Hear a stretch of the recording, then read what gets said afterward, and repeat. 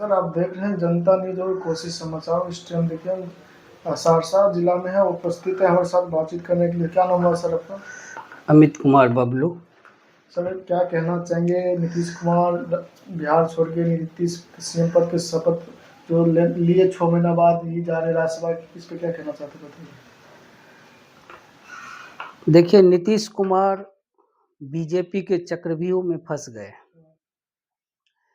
BJP उसको पूरी तरह से खत्म कर दिया और राज्यसभा जाने के अलावा नीतीश कुमार के पास कोई चारा भी नहीं बच गया था। आपको याद होगा, एक समय ये कहते थे शहाबुद्दीन नीतीश जी के बारे में कि ये परिस्थिति के मुख्यमंत्री हैं। तो नीतीश कुमार जो है वाकई परिस्थिति के मुख्यमंत्री थे और अभी भी हैं, क्योंकि जो एक समाजवादी विचारधारा होता है, उस विचारधारा को अगर किसी ने लेके चला था तो वो लालू जी थे।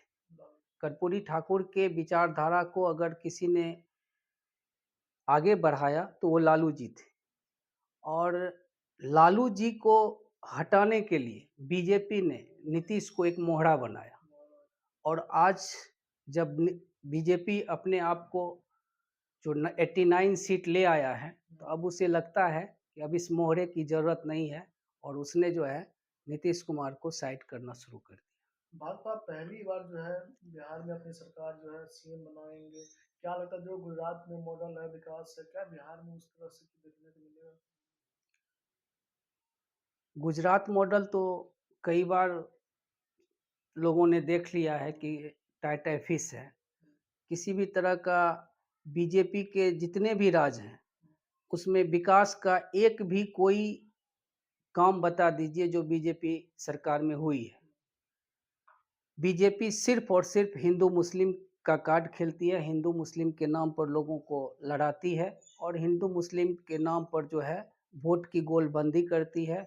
और इसके अलावा बीजेपी कहेगा कि हम हिंदू की बात करता है, लेकिन वो हिंदू की नहीं, बीजेपी सबसे बड़ा जातिवादी पार्टी है। अब बिहार में और यूपी में अगर आएगा तो वो देखेगा कि जो एक डोमिनेंट कास्ट है, मान लीजिए यादव ज़्यादा संख्या में है, तो यादव के खिलाफ बाकी जितनी भी जातियां उसको गोलबंद कर लेती। और उसी तरह आप हरियाणा में जाएगा तो वहाँ जो है जाट के खिलाफ सबको गोलबंद कर लेता है। आपको महाराष्ट्र में जाता है तो मराठा जो भी है वहाँ के, उनके खिलाफ बाकी सारी जाति को गोलबंद कर देता है। तो बीजेपी जातीय कार्ड खेलती है। कहने को जो है ये सिर्फ और सिर्फ लोगों को लगता है कि ये सिर्फ हिंदू मुस्लिम करती है, लेकिन बीजेपी असल में जातीय कार्ड खेलती है। जैसे निशांत कुमार नीतीश के बेटे जो है आएंगे, क्या उससे कितना उम्मीद है, क्या कितना राजनीतिक अनुभव रहेगा या नहीं, इसको क्या कहना? नहीं, देखिए, निशांत जी के बारे में कुछ कहना, क्योंकि निशांत जी जो है राजनीतिक व्यक्ति नहीं है, ना ही राजनीति से जुड़े हुए हैं।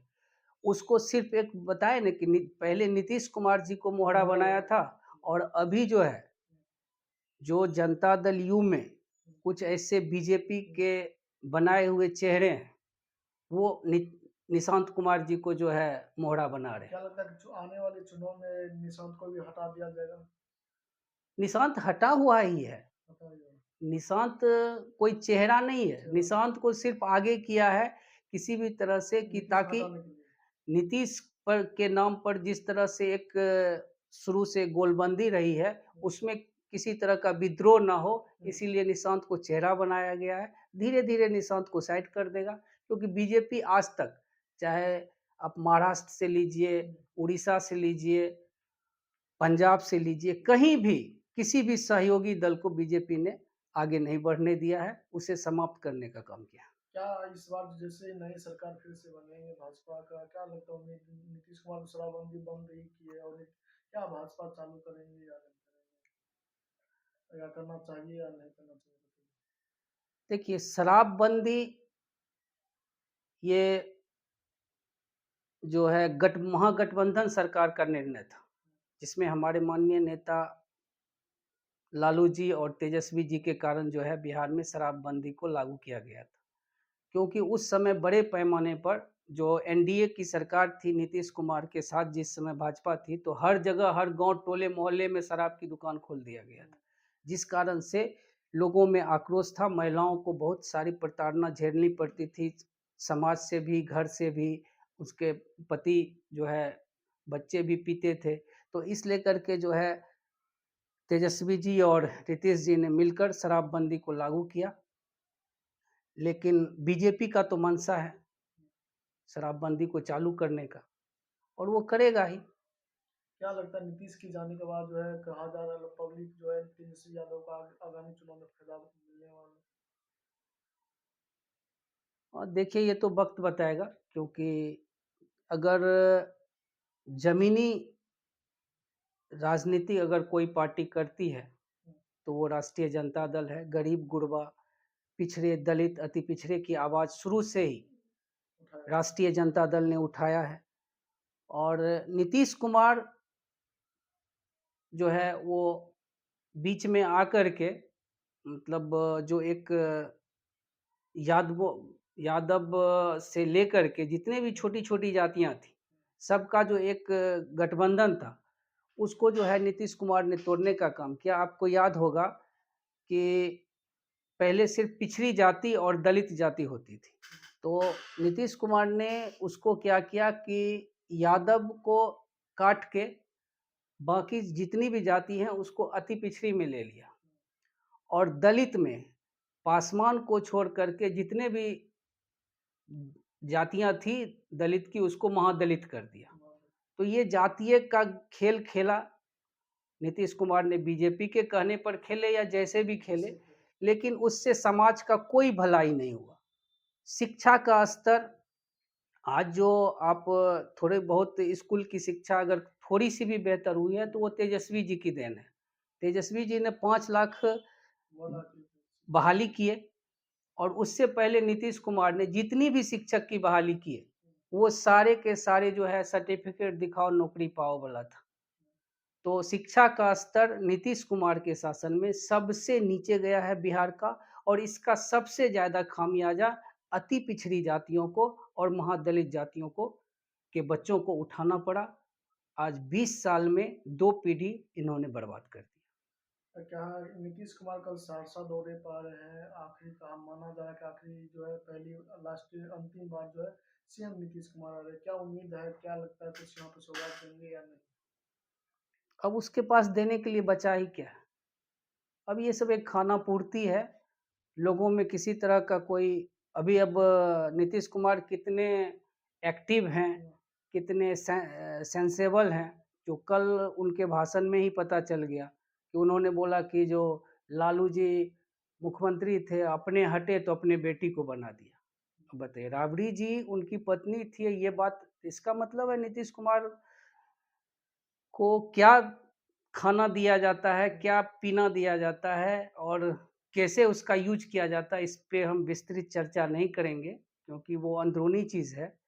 तो इतनी जल्दी किसी की मानसिक संतुलन नहीं बिगड़ता है, तो बहुत बात है। देखिए अभी जैसे युद्ध चल रहा है इसराइल में, ईरान इसराइल की बात करें और संकट है भारत में।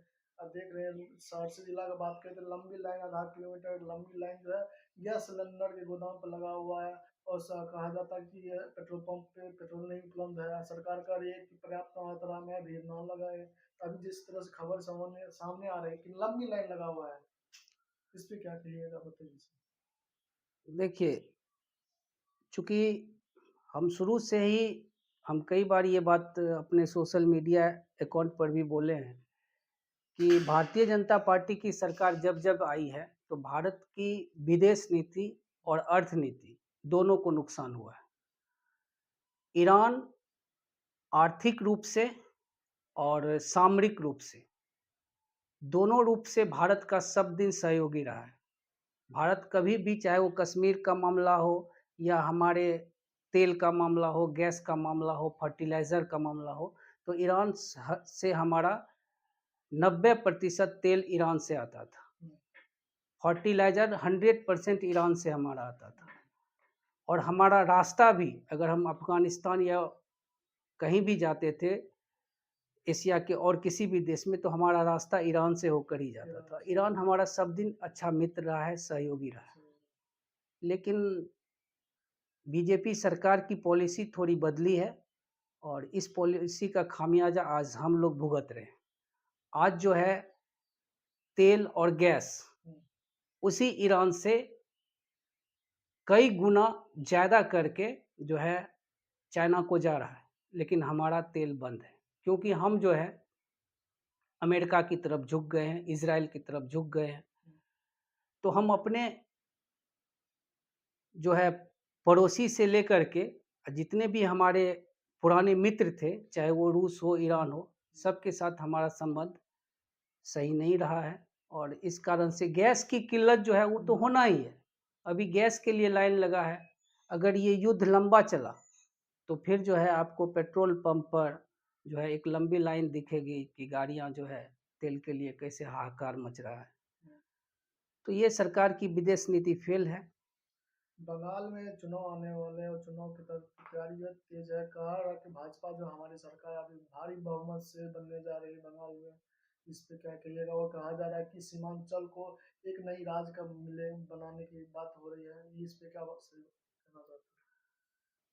देखिए, आरएसएस का जो नीति है, आरएसएस हिंदू मुस्लिम करता है और जो ये आप कह रहे हैं कि बंगाल का कुछ ज़िले काट के और बिहार का कुछ ज़िले काट करके उसको बनाने का अलग जो है, तो ये है, इसमें कोई दो राय नहीं है। लेकिन बंगाल के लोग राजनीतिक रूप से बहुत ही अवेयरनेस है, तो वहाँ पे इसकी दाल नहीं गलेगी। सरकार तो ममता बनर्जी के, हाँ, ईडी सीबीआई का जो इन्होंने उपयोग खेल कर लिया है, अब इनका जो है, जो इसका तीसरा है वो है चुनाव आयोग। तो चुनाव आयोग के बल पर अगर ये बेईमानी करके जिस तरह बिहार में किया, अगर वो इस तरह से करके अगर सत्ता में आ जाते हैं, लेकिन इसकी बहुत कम चांस है क्योंकि ममता बनर्जी पूरी एक्टिव हैं, हर चीज़ को बहुत बारीकी से देख रही हैं।